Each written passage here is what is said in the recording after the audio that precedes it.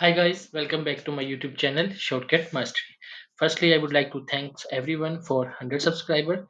So if you have not subscribed it yet, so kindly subscribe it. So let's go to the today's video.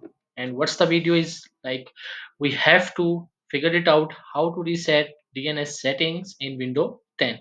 So let's start.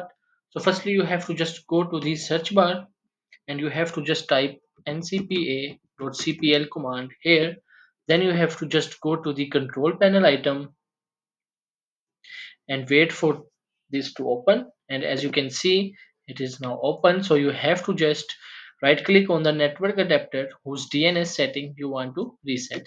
So firstly you have to just right click on it and then go to properties, and in properties you have to just find out internet protocol version IPv4.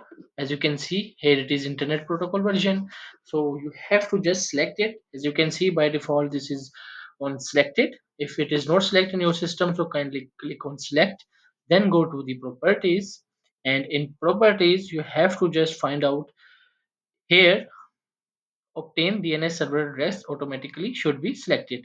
If this option is selected, so you have to just change it to this one, and then you have to just click on OK, then click on close, and your issue is has been fixed. So if you like my video, so kindly subscribe my YouTube channel. Thank you.